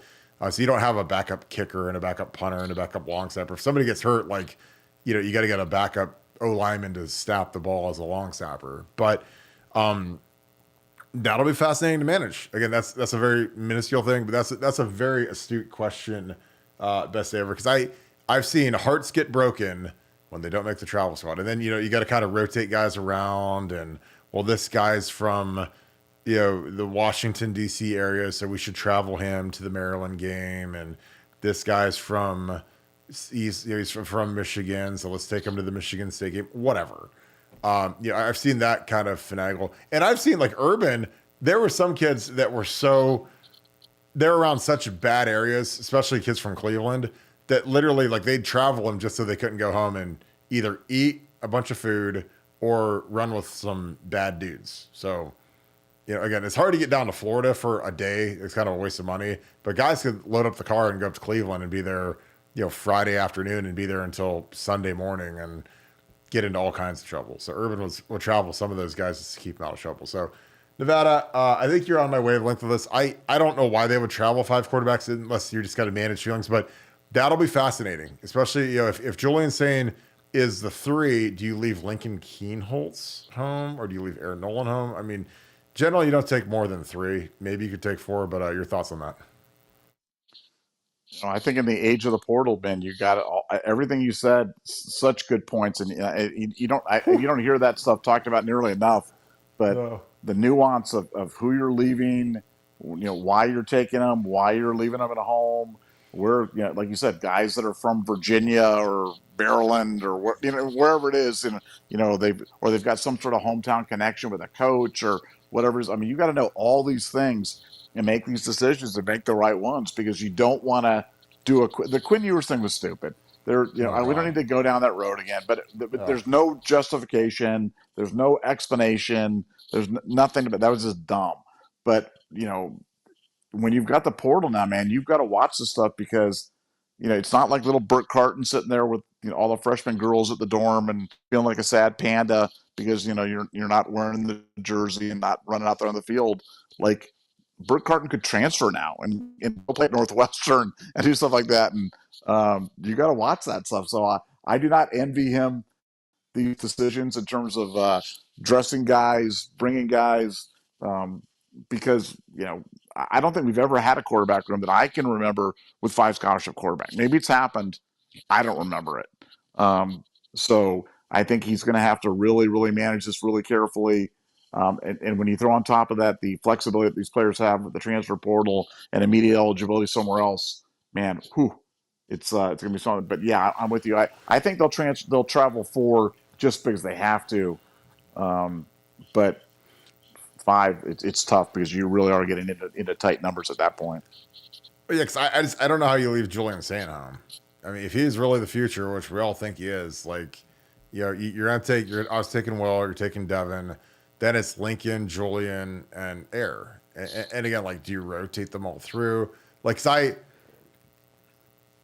again, at some point, it stops being socialism where everybody gets the same stuff. At some point, you got to like make a decision, and it's like, there's no way if I ran this program, there's no way I'm leaving Julian St. home ever.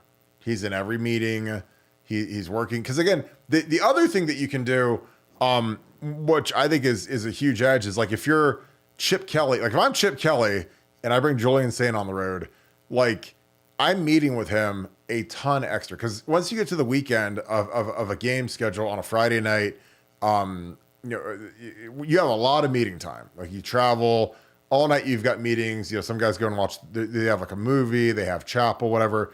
If I'm Chip Kelly, man, I am meeting with Julian Sane for hours and going through the playbook, watching film, watching his film. You'll have a whole week of practice film, just one-on-one developing. I mean, honestly, I do that with all the young quarterbacks. I'd let Will Howard and Devin go chill, relax a little bit. But the guys that aren't, they don't have a great chance to play, we're studying together. Because I'm telling you, that's the time where you can really get in with these kids and you can really figure out what triggers them and what makes them to reach that next level of football. Because again, like Will Howard's gone after this year. I mean, he's going to the league. So I mean, you got to get.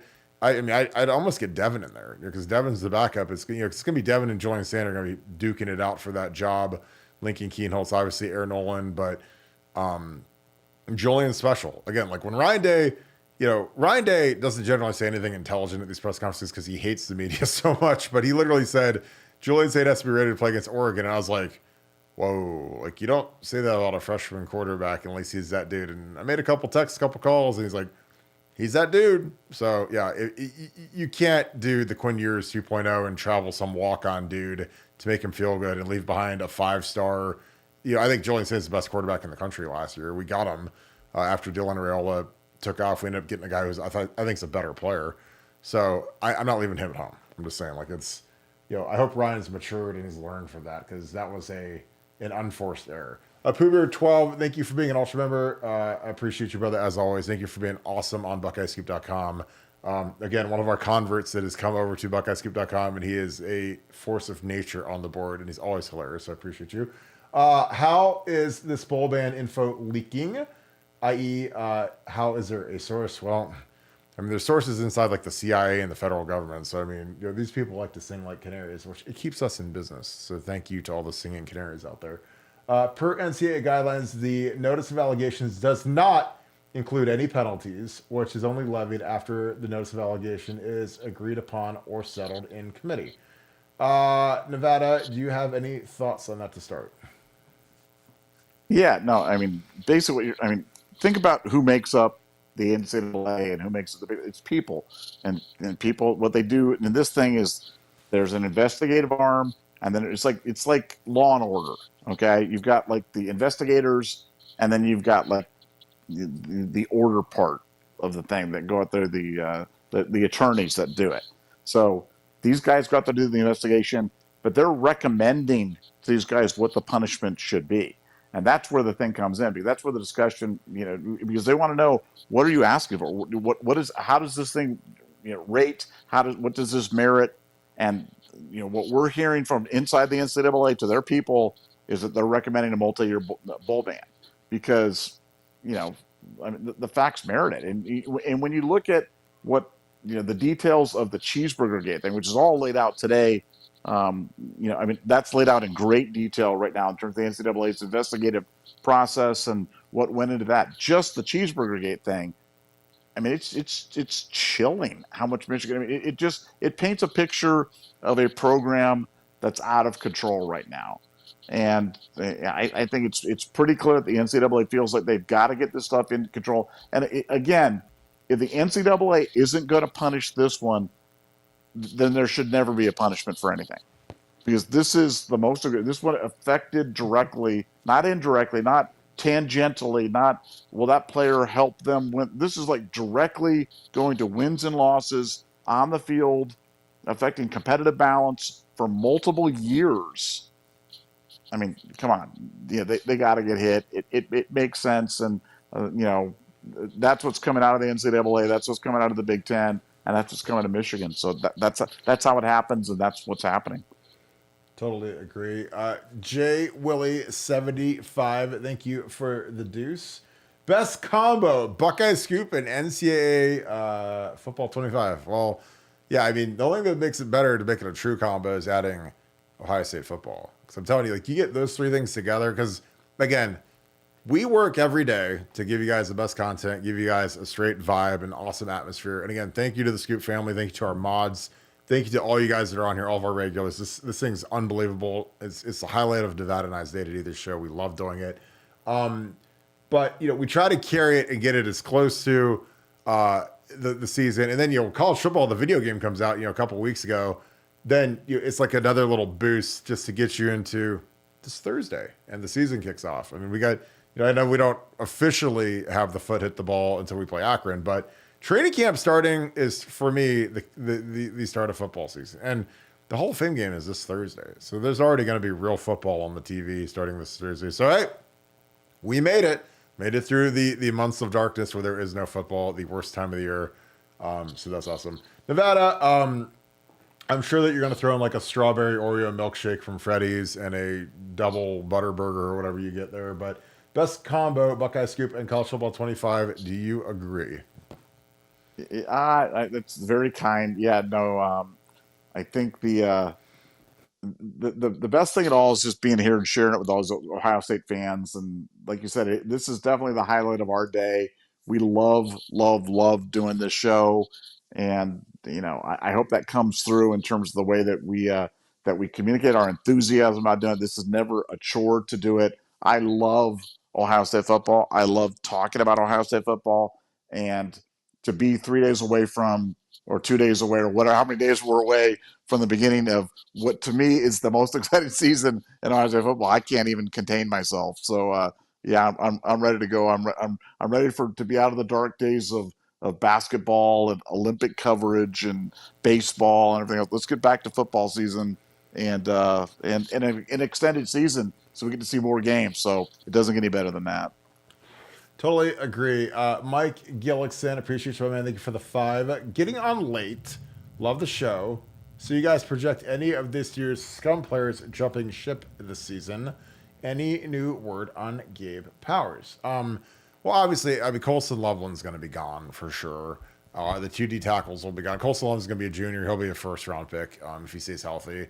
They don't really have a ton of guys that I think are eligible that are going to be big time. I mean, obviously, Will Johnson's a senior. He's gone. But in terms of guys like jumping ship portal-wise, I'm not sure. Again, I think that, when it starts to swirl, man, and it gets dark and you start stacking up losses and the new car smell of, winning a national title. Because, again, that new car smell and that victory lap of a year is going to come to a grinding halt when the Texas Longhorns show up and Quinn Ewers drops about 5 touchdowns on that secondary, because I think Quinn's going to shred those guys. I think Texas is a team on a mission this year, and I cannot wait for that game. I think it's going to be absolutely awesome. So I'm going to love all of that. Gabe Powers is a guy who's going to be a factor this year. I think that this is going to be a year where, again, when you're the second team Mike linebacker, Gabe does everything right. He's an explosive athlete. He's really he's put on a lot of muscle. He's his problem is he's stuck behind 2 great players in Cody Simon and Tommy Eichenberg. Cody, I think, is going to be a captain this year. I think Cody's going to have a monstrous season. And again, we've been projecting that. If you guys have been Buckeye Scoop, like, people have laughed when I've said that he reminds me of AJ Hawk, but I'm like, if you see how fast he is, a 4.5 guy, insane side to side, 5.10 5 shuttle time, one of the fastest 10-yard splits on the entire team, like. That's what I'm talking about when I say it's like AJ. Like, AJ was, AJ doesn't look like, Micah Parsons. He's not like a big jacked up, ripped dude. He's in good shape. But I mean, when he ran, he was insanely fast. Like there's a clip I remember from practice that I wish that there was some way I could have had it where we ran a reverse with Ted Ginn Jr.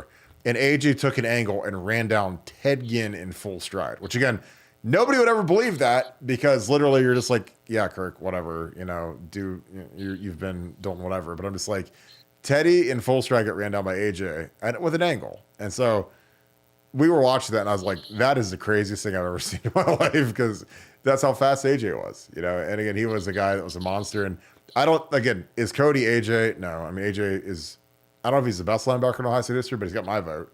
I know people, Spielman and Cousineau and Gradishar is obviously in the NFL Hall of Fame. Congrats to Randy Gradishar finally getting into the Hall of Fame.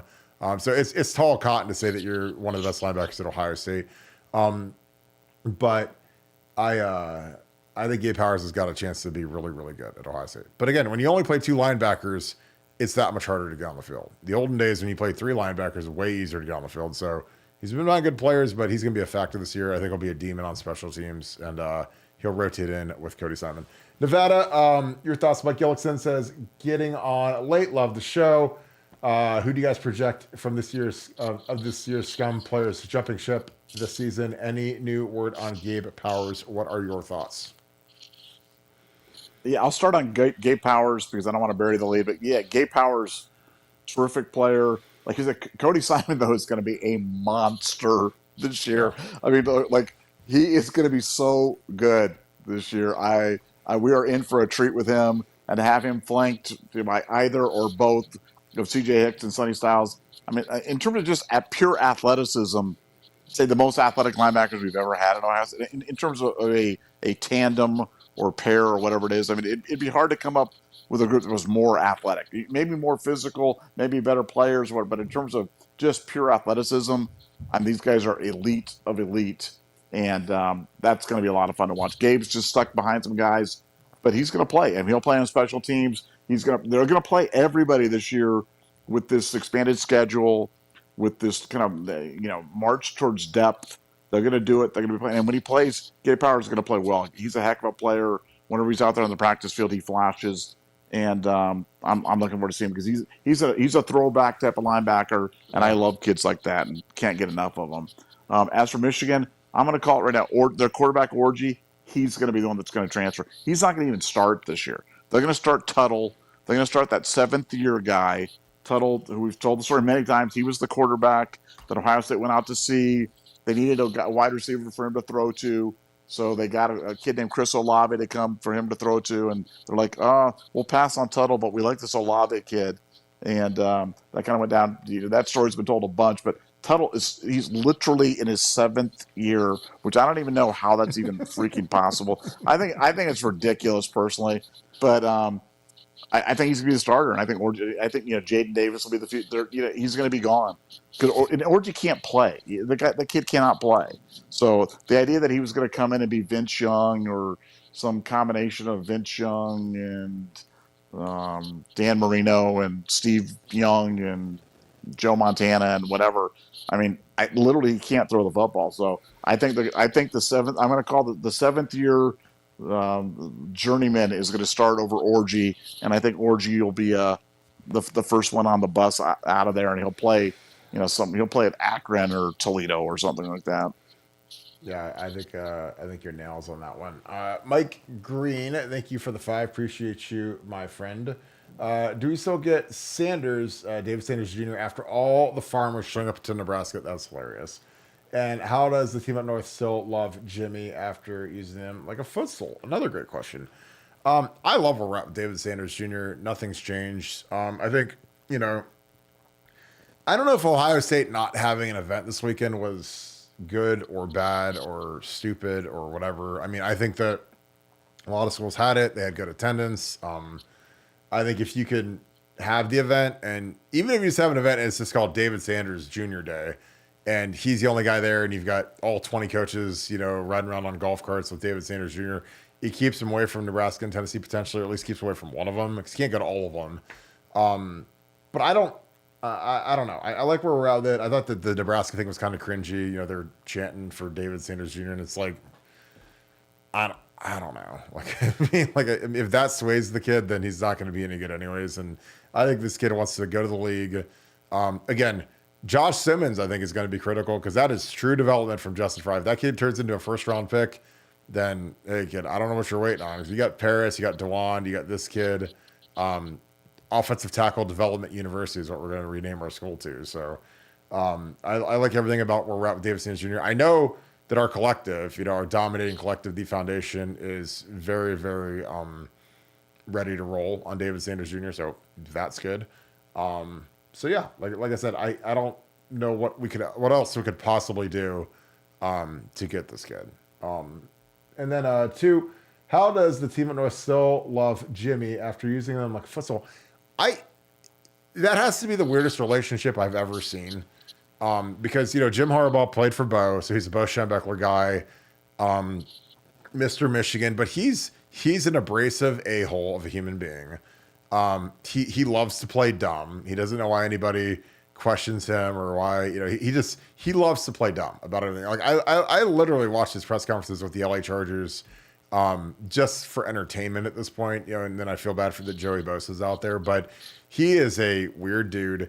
And it was highlighted by the fact that they had their ring ceremony. I don't know if it was a month or two ago where they got their national championship rings, and Gus Johnson was like the MC, and Jim Harbaugh, of course, shows up to the ring ceremony, and he's in full Los Angeles Chargers regalia.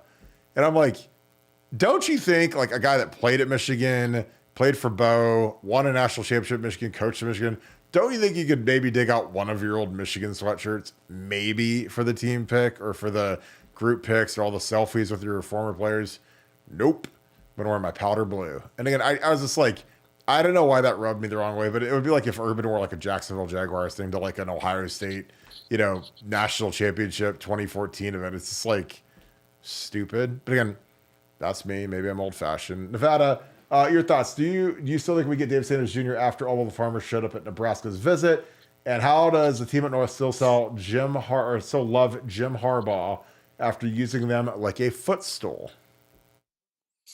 Yeah, the David Sanders Nebraska thing was super cringy. I don't, if Ohio State has competition, it's Tennessee. It's not Nebraska. Ohio State likes where they are. Everybody around Ohio State likes where they are. They liked it so much they felt that they could not play a pat hand and not have a David Sanders day or not have a final end of the summer bonanza. I guess we'll all find out soon enough if they're right, but they feel good, and when they feel good, that makes me feel good, and so I feel good. As for Harbaugh, he's just a weird dude. I mean, football savant, really good football coach that won everywhere he's been. Almost won a Super Bowl, should have won a Super Bowl, but very strange person. And yeah, I think that relationship with Michigan, the relationship with Michigan was never what it was portrayed. And we told you this at the time when they were like circling around Harbaugh.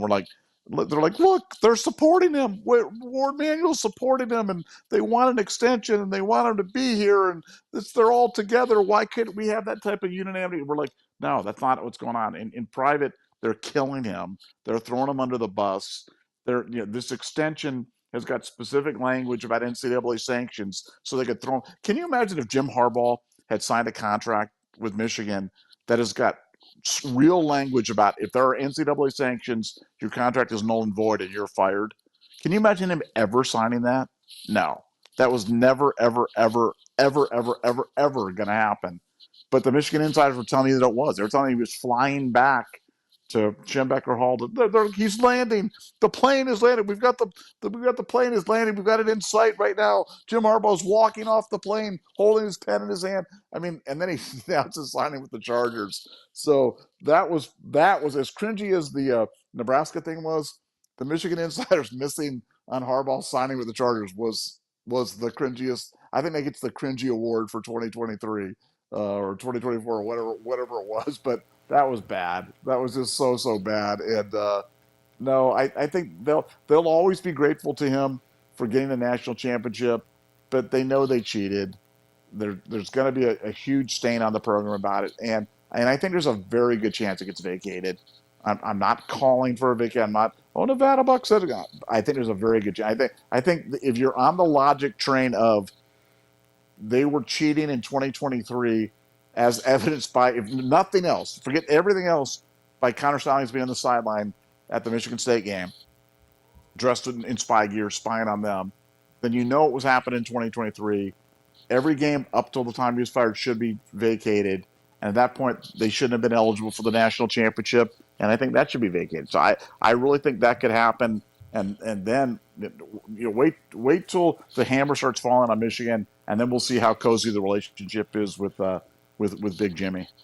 Yeah, and when they made him take a 50% pay cut, I'm like, yeah, this thing's a wrap. This thing's over. This thing's done. I mean, you can't do that when Michigan's flush with cash. Like, can you imagine if Gene Smith went to Urban Meyer and said, "Hey, this season wasn't up to snuff. You got to take a 50% pay cut." Like, I mean, he'd have been gone because he had better options. But Jim Harbaugh hadn't won at the level he needed to, and the second that he got his stock to the point where he could get out, man, he's on the first thing smoking. And he gets to Los Angeles where nobody cares about football at all. Nobody cares about sports at all in Los Angeles, until it's like the NBA finals and they can sit courtside, or it's the Super Bowls in town and the Chargers aren't playing at it.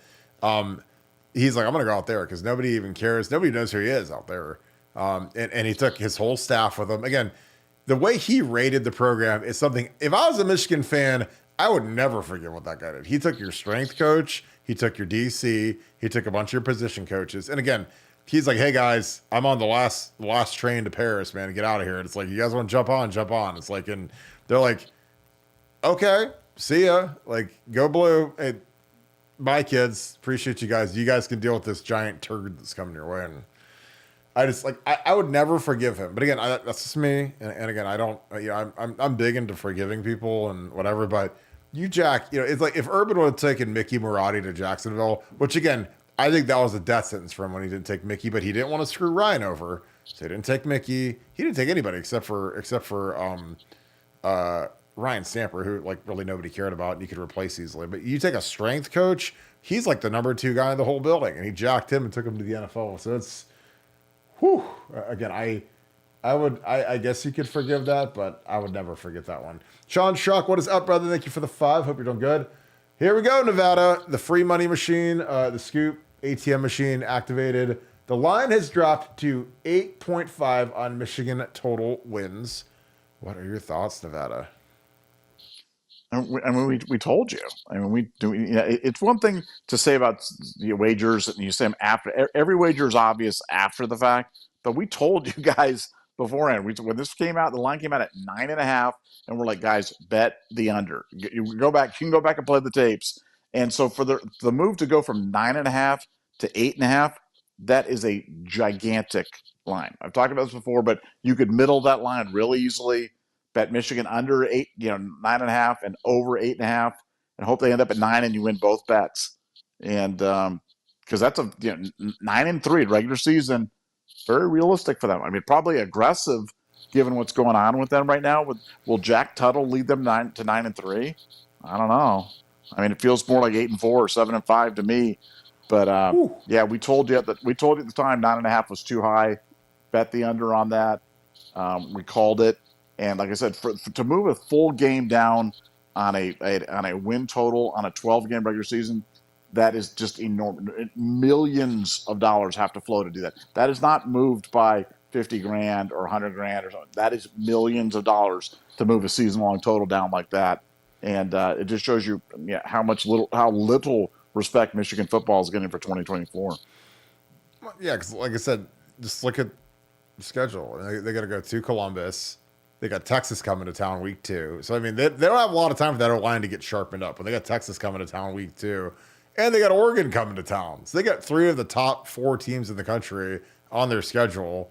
2 are home games. But, I mean, when you've got when you're breaking in 5 new offensive linemen and you have a 7th-year quarterback who hasn't been good enough to go to the NFL, then have fun. Enjoy that. Enjoy that pounding, because Texas is legit.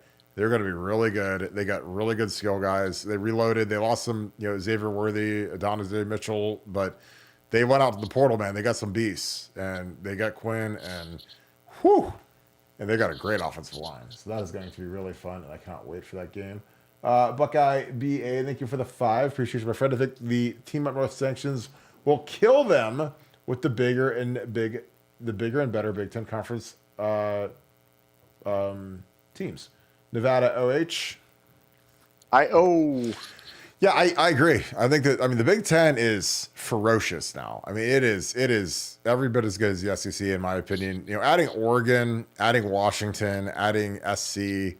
I mean, the days of the big 2 and the little 9 are completely dead now. Because you've got and if you ever get Wisconsin back cooking a little bit, and Penn State comes up now and again, and if there's ever like an ancillary team, like if Michigan State with their new coaching staff can do anything, Iowa playing at Iowa is always tough. Nebraska just got 5-star quarterback. I mean, there's a lot of momentum around the Big Ten right now, and I'm telling you, like, it ain't easy now, especially with the way they do the conference championship game. Now that like Ohio State, could beat Michigan, run the table, whatever, and they got to go see Oregon again.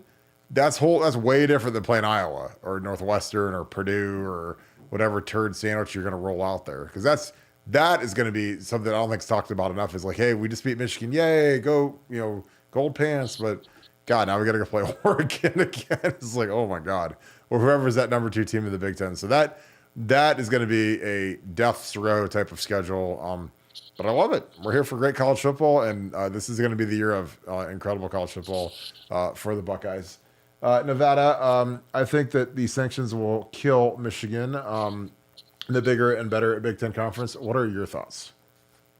Yeah, the Big Ten just got terribly competitive, and and you didn't even mention UCLA, because UCLA is down now, and I don't know if they're going to be coming up with our, but they've been good. They can be good, and UCLA. I mean, look, I remember UCLA back in '78 when they came into Columbus with Irv Eatman and beat Ohio State in there. I mean, like they're good. I mean, UCLA's had some good teams. So don't sleep on those guys if they ever get the right coach, right type of situation they're kind of going, because the Bruins can be pesky for sure. But no, there's no easy road in the Big Ten anymore. There's no simple path. I look back on that 2014 national championship season. We beat Michigan, and then we get Wisconsin in the bowl game, or the Big Ten championship game, and beat them 59-0, qualify for the thing. If you're getting the number 2 team in the Big Ten now, you're not beating anybody 59-0 at that point in time. You know what I'm saying? Like, so you better have your place established really well before you go into that Big Ten championship game, because you're not going to be able to beat up on the weak sister from the other conference anymore. And I don't think that. I think that's a detail that's not getting enough attention. And for Ohio State, it's just another roadblock. Now the good news is you could dump the Big Ten championship game and you're still making the playoff, but probably not as a seeded team. And so lots of different dimensions on this thing. But boy, the season's going to be exciting.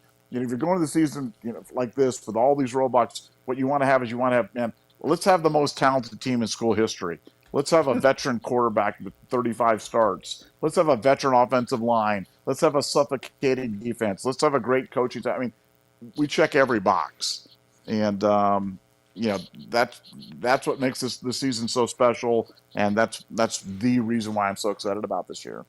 Let's hire Ryan Day's mentor, who is an NFL head coach, who could really help us navigate a longer season. Because again, like the NFL is an absolute meat grinder. I mean, they're playing 17 games now. When Chip was in the league, it was 16. But it was 4 preseason games, 16 games, and playoffs. So it's like having a guy who had to navigate that NFL and, hey, okay, how do we practice now? Because we can't kill these guys, can't beat the tar out of them. And then all of a sudden, we get to the season, we get to the middle of the season, these guys can't even walk. They're beat down. The physicality, because again, Ohio State, the schedule is a lot more physical now because you go play Oregon. The travel, which again, this is something that people don't talk about. A lot of you guys like to travel. We have a lot of people that fly all over the place. They go to LA and Seattle and Europe and whatever, and it's just like flying 6 hours or whatever it is to Eugene is exhausting. You got to get there. You got to stay hydrated on the plane, and then after you play a football game, again, I have great experience. We played Washington, the Washington Huskies in 07, played out there. We get done with that game and we won. You eked it out, scraped it out. And like that flight home is exhausting. 7 hours. You're beat up. You're cramping. Feel like trash. You're in this charter. And again, don't cry for me. I know that we're in a charter jet, whatever. But it still sucks. Like I mean, it's way better to just be like an hour away in East Lansing or 3 hours away, Iowa, whatever. But man, that 6.5 hour flight, it throws your whole body off, the whole schedule off. It throws off your practice. So that's something you just have to manage. And again, when you're in the NFL and you're Chip Kelly, like you're the Philadelphia Eagles, you got to go play the Arizona Cardinals, you got to go play San Francisco, you got to go play Seattle, and you're flying, crisscrossing the country. There's no avoiding it, but that's something that I think he'll give Ryan a lot of guidance on, because that's a huge deal. Is the new amount of travel that these guys have to do, going out to LA, going out to Washington, to Oregon. I mean, it is a brutal deal. Larry Daniels, this is a great question. Thank you for the 5. Again, thanks for being an Ultra member as well. Better to be a starting quarterback at a MAC school or a 3 or 4 at OSU? I think it depends on what year you are. I think if you're a senior, it's better to be a starter. Junior, better to be a starter. If you're a freshman, I'd rather be a 3 at OSU and get developed by Ryan Day and fight to win the job at Ohio State. I think your life's infinitely easier if you're at Ohio State and you've got a great offensive line, great players around you. But if you're getting to be a junior, senior, and you're not playing, you're not starting, I'd rather play at a MAC school. Because again, like you're not going to get in the NFL by just holding a clipboard and wearing a little beanie on the sideline. Like we had guys that probably could have transferred down to like a Youngstown State or a lower level that I played with and maybe have a shot. At least give yourself a shot. Like Robbie Shonoff was a great kid, transferred to Delaware, tried to be a quarterback there after Flacco took off, didn't make it, but at least he gave himself a chance. If you stay at Ohio State and hold the clipboard your whole career, it's like you have really no chance of playing in the league unless by some miracle of God you light it on fire to rookie minicamp. So Ben Roethlisberger had a great career, Matt Kidd. There's been a lot of really good players that have come out of the MAC and done like amazing things in the league. So again, I'd always say you got to go play somewhere. Like Josh Allen's from Wyoming. They're not all from Jordan Love. They're not all from these juggernaut programs.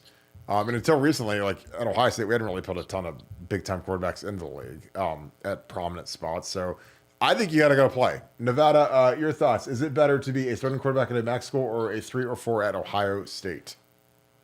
Yeah, no, I think you nailed it. You got to play. I mean, there's got to be at least a path for you to play. And, even if you're just keeping the dream alive at Ohio State when you're younger, that's great. Maybe you get in some mop-up duty. Maybe you get in because the season's longer and you get, playing. But as you get, deeper into your career, if you may just, it's not even a thing about, I mean, look, if Burt Carton is playing behind Corey Stringer and you're just not playing, you got to go play somewhere. That's not a knock on Burt Carton. That's just like, hey, there might be just somebody better than you at your position. And if you can't get noticed, then you're not going to get drafted. You're not going to get drafted. You're not, I mean, you can make it as an undrafted free agent, but unless you've got tape, you can't get it. You got to get it. You got to find it somewhere. So yeah, I would say younger guys stay at Ohio State. Older guys move on and get someplace where you can play and ball out. Yeah, and the thing is, with Joe Burrow, obviously went to LSU, and I mean he struck gold because he happened to show up with that Justin Jefferson, Jamar Chase. I mean, probably the best to do in the history of college football at the same time. But if he just sticks at Ohio State and holds the clipboard and maybe gets to start his senior year, then does he become what he became? Probably not. So again, I'm always for guys going and playing. I don't fault any guy that transfers to go play. When a guy's stuck as a 4th string guy or a 3rd string guy, and I think it's fair to the player. That's why I know a lot of people don't like the portal. I like it because I want kids to be able to go play. There were kids that I played with at Ohio State that never saw the field. They might have been talented guys that were big time prospects. And, like if they could go down a level, maybe go to 1AA or go to a lower level MAC school and just go get on the field, like I'm all for that. Because again, these guys got to go do something. They can't just, wear the sweatsuit and get the stipend and get the little box of travel food and whatever. But they were sucked back then. They didn't have the option to transfer portal out. And like I said, I don't fault any of these guys at portal, especially if they're stuck or if they're passed up early. Like they got to go figure out a situation where they can at least give themselves a chance to play. Tom Gombar, thanks for the deuce. Nevada, what about an update on Weiss? We kind of touched on that, Nevada. Do you want to rehash that? Yeah, boy, I wish I had one. I wish I had one.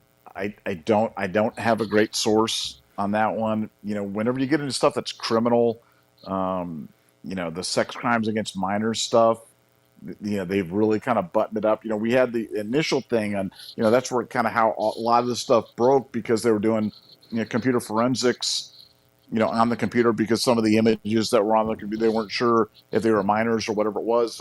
That's kind of how, that's kind of the genesis of a lot of this stuff. But I just don't have good information on that one. I wish I did, but the criminal stuff is much, much harder than the NCAA, the more civil stuff. The civil stuff, people will talk about it. The criminal stuff, they're usually pretty clammed up, and this one's been tight as a drum. So I just don't have good info on it. I apologize. All right, Nevada, we got good info on this one. Jim Duschel, my man, I appreciate you, brother. Thank you for being on here. Thanks for the 5. Nevada, is there any truth to the rumor that Nevadabuck is going to replace Mark Pantoni and he's going to wear size medium shirts on the sideline? Is there any truth to that rumor, God. Nevada? That's a dirty rumor, Nevada. Yeah, see, I'm an extra. I like to wear stuff that's too big, not too small. I like to go with the larger stuff.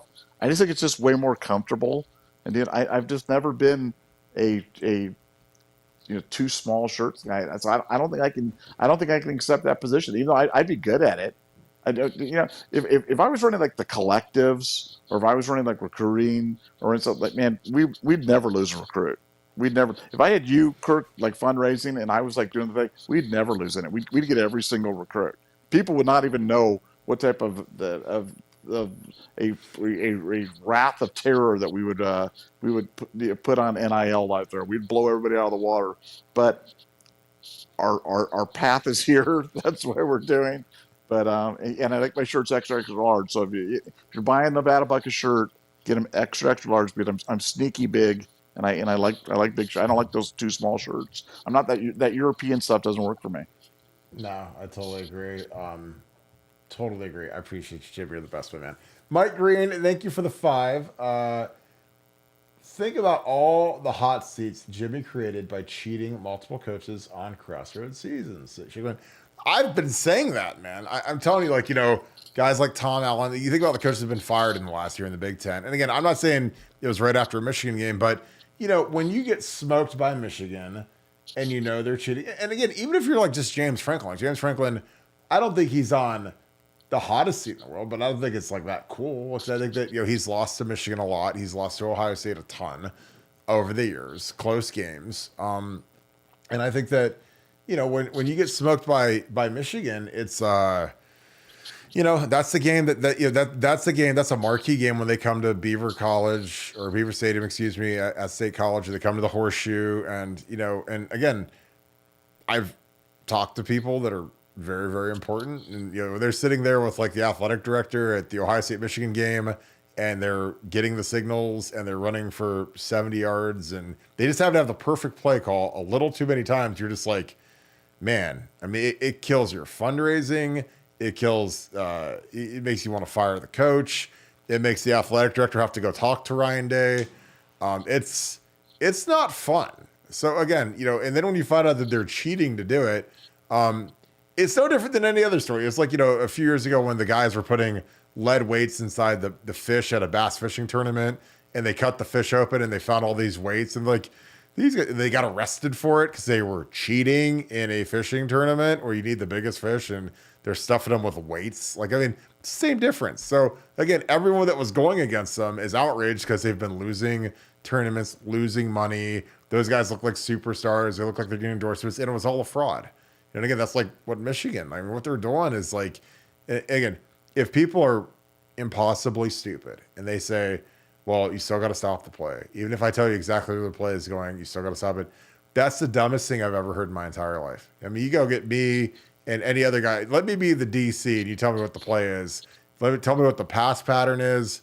And I can call the perfect coverage. Now, I still have to make the play, but when we just happen to be in the perfect coverage every single time they run a route, magically it's like, the primary is Marvin Harris. Okay, let's double him and put a safety on top too. Let's like triple cover him because that's what we're going to do. Or it's a run to the right. Okay, let's bring a corner blitz off the edge. Let's bring a corner linebacker off the edge and see if they can stop it because they won't have enough guys. But again, that's just me running a scout team defense for those years when I got to draw cards and learn stuff, like when they would tell me the play, like there were times like when you run the scout team defense, you're basically like the defensive coordinator. Most of the time, 95% of the time, they say, hey, run this defense versus this look, run this coverage versus this look. But there would be some times when I was the scout team defensive coordinator, where they say, you pick the blitz. And I'd be like, oh, I get to pick the blitz. And I would look at the protection and I say, ooh, I know how to beat that. Oh, it's a 6-man protection with the running back on the left side. Well, I'm going to bring this guy way over here. So it's going to draw the back. I'm going to bring this guy way over here. And I would get a sack every time because I knew exactly how to beat the protection. So I'm telling you, if you know what's coming and you know how to beat it, and again, and it's with 100% certainty, it's absolute game over. Nevada, your thoughts. Mike Greene, again, thank you for the 5. Think about all of the hot seats Jimmy created by cheating multiple coaches on crossroads seasons. And again, even if it's guys that didn't get fired, there's a lot of guys that are probably in the doghouse right now with their athletic director that are on the hot seat because they got smoked by Michigan the last couple of years. What are your thoughts, Nevada? Well, Stephen A. Smith did, and some people may like him, may not like him, but he had some great stuff on Jim Harbaugh and this whole thing. And one of his questions was, how did Michigan become the victim in this whole thing? They're the cheater. They talk about, don't punish the kids that had nothing to do. It's like, he's like, what about the Penn State kids, or what about the Ohio State kids, or what about the Michigan State kids? Who talks up for them? Those guys didn't get a chance to win, so you got to punish somebody at some point in time. So yeah, no, I mean, look, the whole thing with Harbaugh was a fraud. It was all a fraud. They were in 2020. They were 2-4 that year. They were so impossibly bad, and somehow they got better without recruits, without portal. They just got better, magically better. And it was kind of weird at the time. We're like, wow, man, how did they get so much better all of a sudden? And even the gambling committee couldn't really catch up to it. And it's because they were cheating. And everybody knows it now. So everybody's in on it now. And yeah, no, I think there were a lot of victims in this thing. A lot of players that got robbed. We talked about C.J. Stroud's immortality and multiple Heismans, and there were a lot of victims in this thing, and none of them were Michigan Wolverines. They were the perps, not the victims. That's for sure. And just a fair warning here, because of this extended show, my phone is melting. I'm literally down to like 4% coverage right now. So if it melts out there, Bert Carton, you're gonna have to carry the water the rest of the way, my friend. All right, well, let's wrap it then. We are through our chats. Monster show, Nevada. Any final thoughts before you melt like the Raider of the Lost Ark at the end? Yeah, no, unbelievable. Do yourself a favor. Spend some time. Go on ESPN. Go research. Read the Harbaugh letter of allegation stuff from Michigan.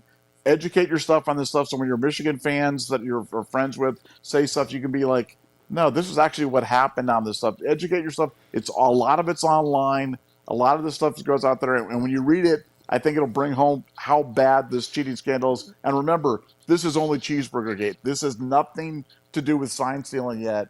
That's the good stuff. This is the appetizer. Main course is coming, and it's going to be beautiful. Absolutely. Well, I cannot tell you how much I appreciate you guys. Again, this was one of the biggest shows we've ever done. Monster show again. The Scoop family showed out in a major way. So I love you guys. Appreciate you guys kicking it again. What an incredible chat. So kudos to you guys. This thing was absolutely massive. I see you, Doug Zilla. I appreciate you, my man. So you guys, thank you again. Again, if you guys could leave us a like on your way out the door, those are huge for growing the show. Leave us a comment. Leave us a comment inside of the when the video is up. Again, just shout out where you guys are watching from. Shout out where you guys are watching with. That is huge. If you guys enjoy this content, please follow us on Apple Podcasts, Spotify. Even if you prefer the video version, that is a huge help for us. Again, leave us a 5-star review. Again, we appreciate all that you guys do. Again, #1 podcast by far because of the Scoop family. And the Scoop family rolls deep. So I appreciate all you guys that are tuned in tonight. Again, it's never been better. We just coming off literally the biggest month in Buckeye Scoop history. So thank you to all you guys again for all of your class and all that you guys bring here. Incredible super chats. Thank you for paying it forward. We have a great fund. We help sign up veterans to our BuckeyeScoop.com message board. And they're absolutely fantastic new members that are all thanks to you guys. So thank you for that. If you guys enjoy this content, please leave us a like, click subscribe, also click that little alert bell. Again, I appreciate you guys so much for all that you guys do for this program. It is absolutely incredible. And the season's here now. So we've been doing it without like any real football to talk about. We've been talking about workouts and winter workouts and conditioning, and now we get to talk about ball. And this is going to be absolutely awesome. So I appreciate you guys for all that you guys do. This is a huge show every night because you guys make it one. So thank you for that. It's always a pleasure to have you guys. It's a pleasure to be here. So thank you guys. With that being said, thank you so much, Buckeye Nation, and thank you, Scoop family. We will talk to you guys tomorrow, 7 p.m. Be ready to rock. Another great day coming from Buckeye Scoop and BuckeyeScoop.com. The David Pinteric Invitational Golf Outing is going on tomorrow. So that'll be absolutely hilarious. And I'll give you guys all of the updates on who kills it and who brings home the trophy. Talk to you guys tomorrow. You guys have a great rest of your night. Go Bucks.